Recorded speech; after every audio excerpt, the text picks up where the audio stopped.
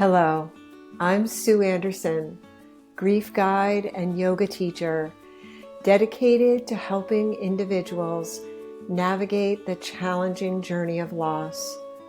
Welcome to Growth from Grief, where I aim to offer strategies to transition from the depths of grief to the path of healing. Whatever loss you are grappling with, here you'll discover support to ease both the physical and emotional burdens of grief. Together, let's embark on a journey towards strength, peace, and healing. I'm so glad you are here.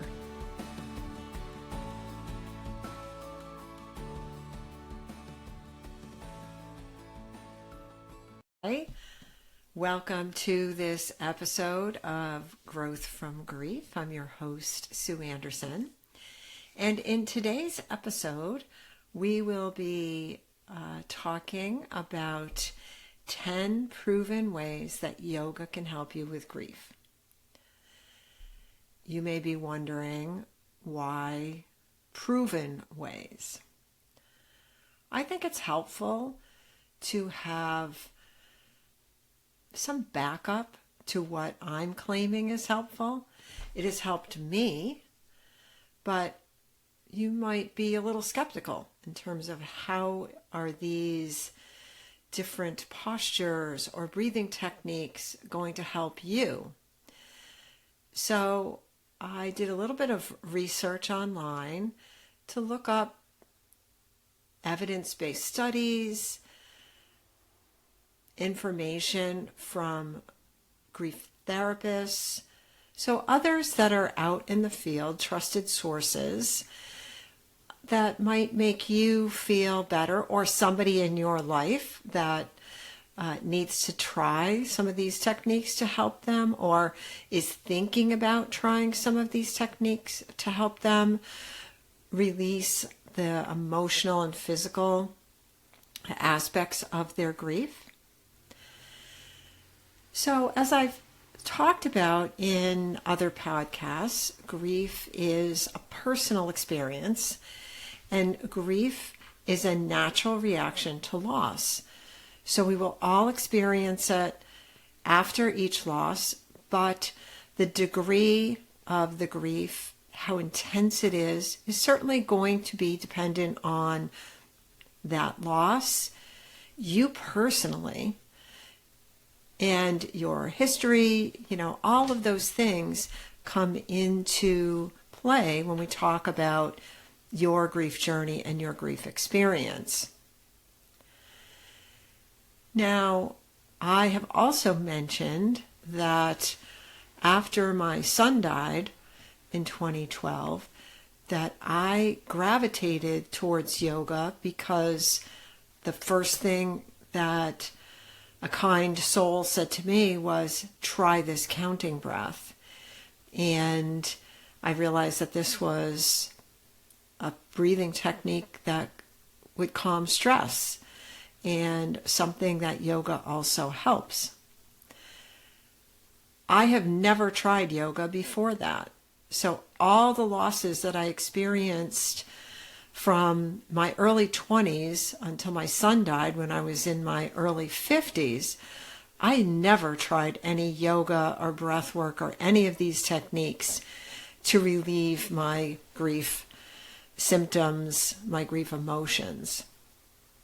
I also talked about how not releasing some of these emotions, or not even realizing that I was holding them, for example, anger, really affected me.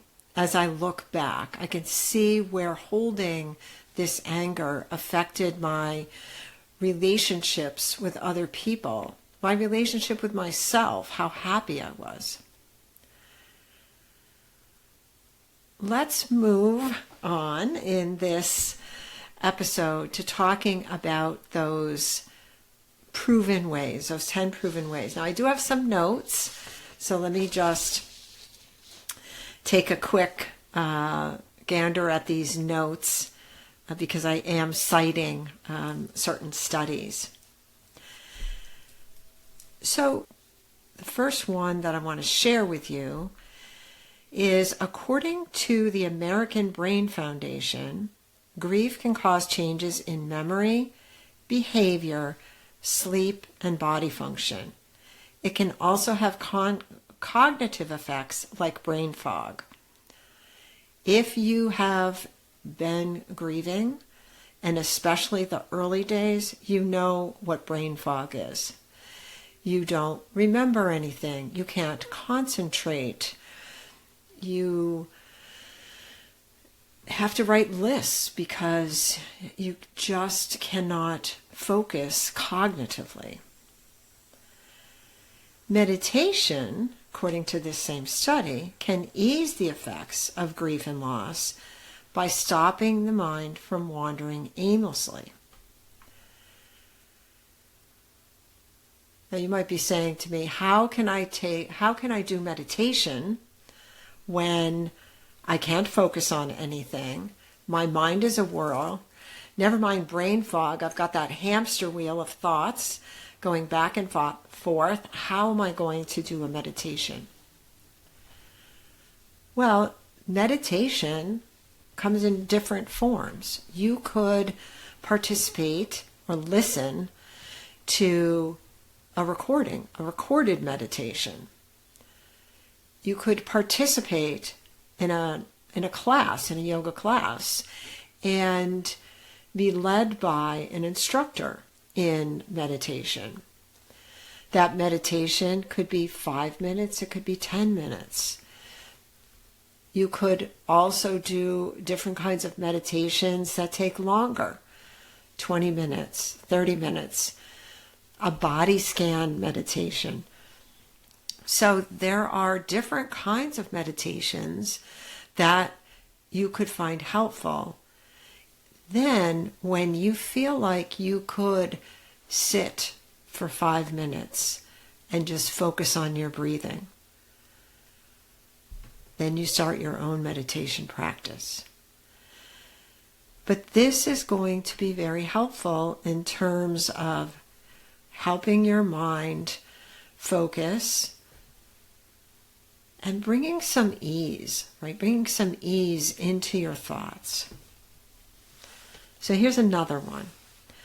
A study published in Evidence-Based Complementary and Alternative Medicine found that yoga intervention programs helped participants with grief-related symptoms, such as excessive thinking and being easily overwhelmed by their emotions.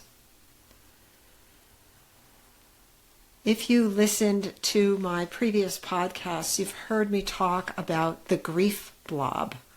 And the grief blob is that sort of amorphous blob where I picture all our emotions are sort of living, moving in, and moving not just in a cyclical direction, but actually moving back and forth, right? Pulsing, where you may feel anger comes to the surface, you may feel stress comes to the surface. So all of this kind of movement of emotions, it can be overwhelming. Going to a yoga class can help with that because yoga is a supportive practice. Yoga studios aim to provide a supportive and safe environment that allows you to feel relaxed, allows you to give yourself permission to release and let go, knowing that you are with people who are on the same path, not necessarily with grief, but in terms of other things that they want to improve in their life, they want to let go of, and they want to open to. Yoga also allows you or helps you to focus on the present moment. If you've been to a yoga class, you've heard the teacher, the instructor, bringing you back to the present moment. Focus on the present moment with your breath. Notice what's happening in your body. So you'll hear a lot about present moment. Here's the third. Yoga practices enhance muscular strength and body flexibility, promote and improve respiratory and cardiovascular function, promote recovery from anxiety, depression, stress, improve sleep patterns, and enhance overall well-being and the quality of life. So that's another study something that came out of another study about yoga. So think about this in terms of your own body. You may feel that you're sleeping all the time. You may be lethargic, or maybe you can't sleep. You're restless. Your mind is wandering too much. Maybe you feel weak. Maybe you're not eating. Attending a yoga class can help improve your overall body function. That movement, that restfulness can help you get some sleep. So think about just these overall benefits: muscular strength, flexibility, respiratory and cardiovascular function. Let's talk about that in particular in our fourth item here. Breathing practices such as breath of joy promote detoxification of the body. They release pent-up tension, circulate prana, life-giving force, breath, opening the chest. So one of the things about grief is that sometimes it settles in our chest. And in fact, in traditional Chinese medicine, the lungs are the organ affected by grief. And so taking poses that open the chest, open it up in this breath of joy, which I will link to a video so you can see what breath of joy is, and you can try it yourself. But if you're really feeling lethargic, or you feel a tightening in the chest, you feel that you're not breathing deeply, your breathing is up here instead of in the whole body, you might want to try this breath of joy. Restorative yoga. So maybe you're not familiar with restorative yoga. So when we think of yoga, if you're not a practitioner of yoga, you might think of people that are doing all these movements. Sometimes you see the headstands and those sorts of things, which are certainly poses, but are not necessarily representative of a yoga class. Restorative yoga is a type of yoga that allows you to turn inward. It allows for a downtime of the nervous system. It helps promote sleep. Restorative yoga uses a lot of props. So you're, for example, lying on your back and you have a bolster underneath you. You might have something under your knees, and you're feeling supported and you're feeling grounded. And you're coming into your breath, and you're in this pose for 5, 6, 7, 8, could be 20 minutes, depending on what class you're in. And it does sound like it would be difficult, especially with your mind worrying and all these thoughts going on, and maybe you have anxiety or stress, but it is a practice to try. It's a practice to try. And I cite this. So when you look at the show notes, you'll see where I'm citing about restorative yoga and how it helps. Our sixth item here in terms of improving your mood.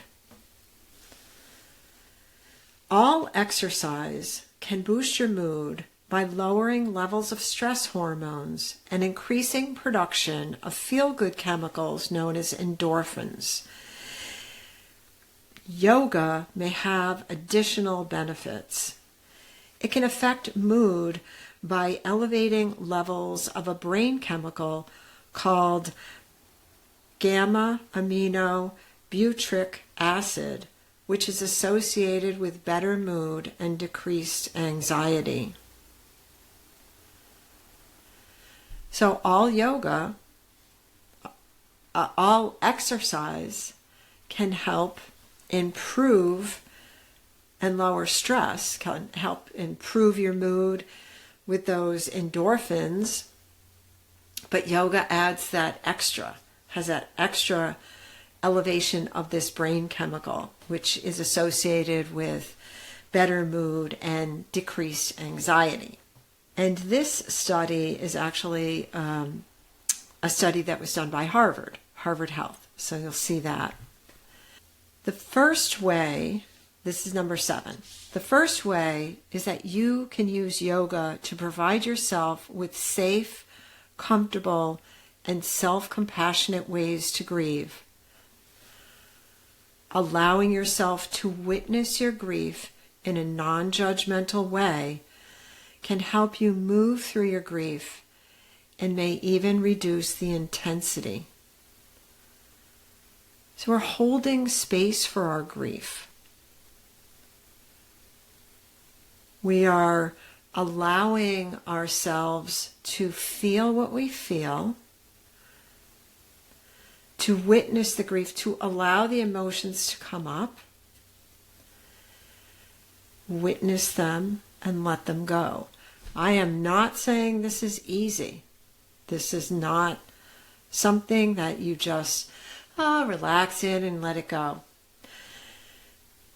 I want to put number 7, which I just talked about, with number 8, which is yin yoga and the traditional Chinese medicine that I was talking about before in terms of the lungs holding a grief emotion.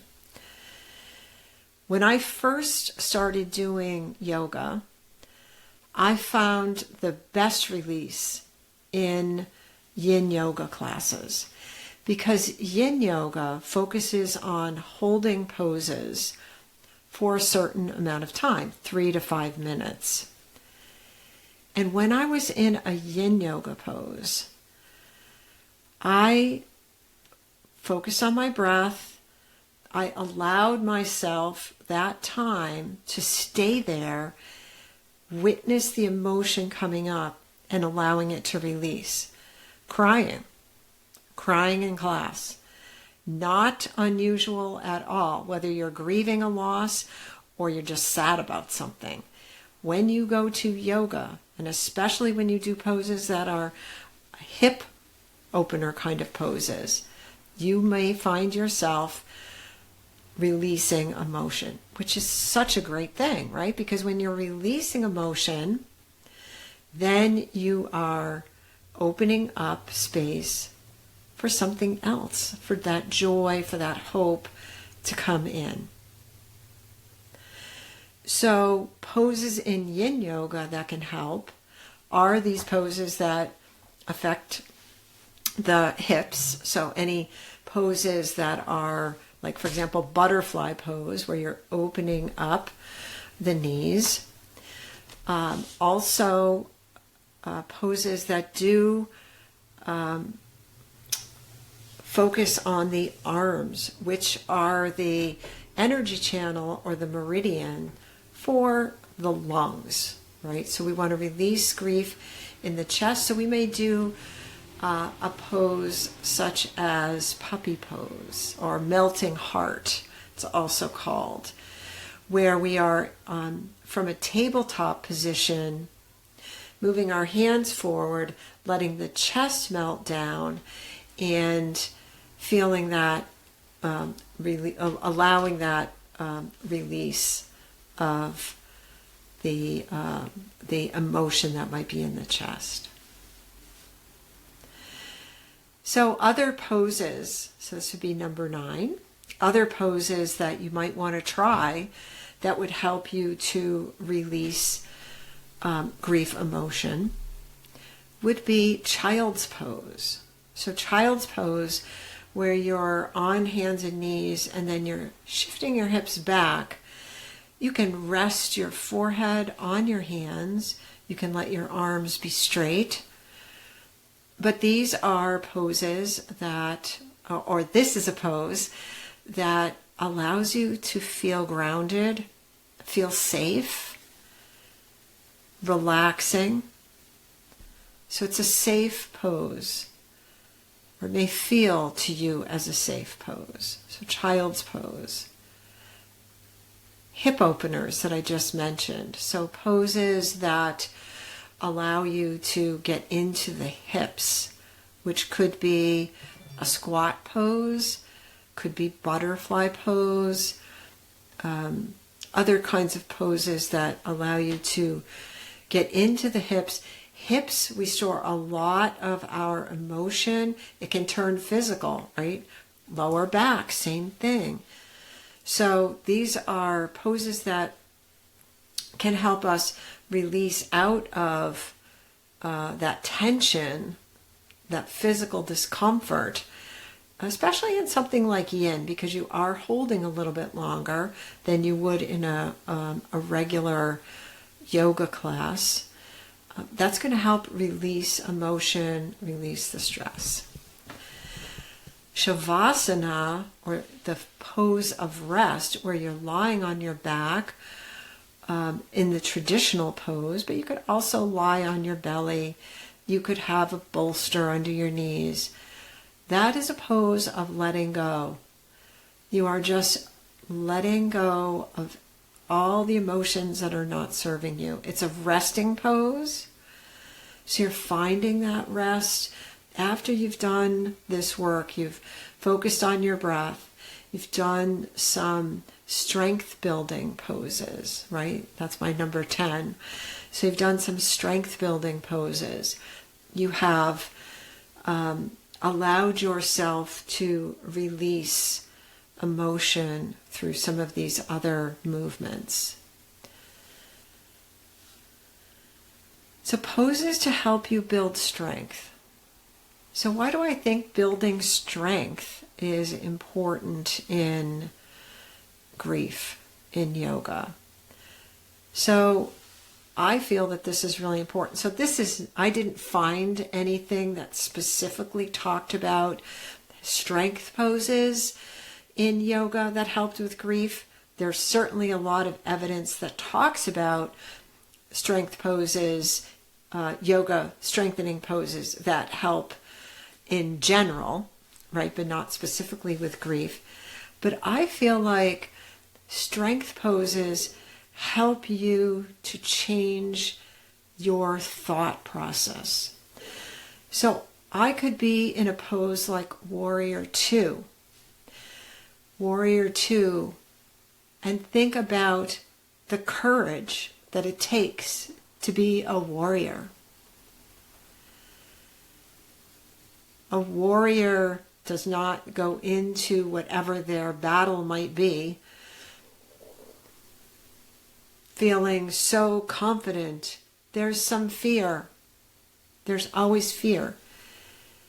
So finding from that place of fear, finding the courage to move forward is something that strength poses can help you with.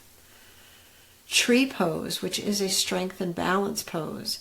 That's another pose that I like to do in my yoga classes, but specifically in yoga for grief. And that's because tree pose to me embodies what it's like to be in grief, right?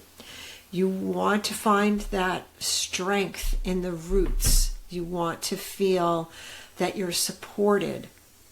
You lift up. You raise your arms up in embodiment of that tree and its branches. But sometimes the wind comes and it's moving you back and forth. So you need to come back. You need to come back to your strength. You need to find that sense of balance, which sometimes in grief, 2 steps forward, 4 steps back. We know that that's the process. So I hope these 10 strategies help you in your grief journey. I want to also let you know that if you would like to learn more about how yoga can help you release grief symptoms, you may be interested in my 5 weeks to grief relief program that starts on October 24th, and I will have a link for that in the show notes, but you can find it right on my website, SueAndersonYoga.com. Thanks for listening.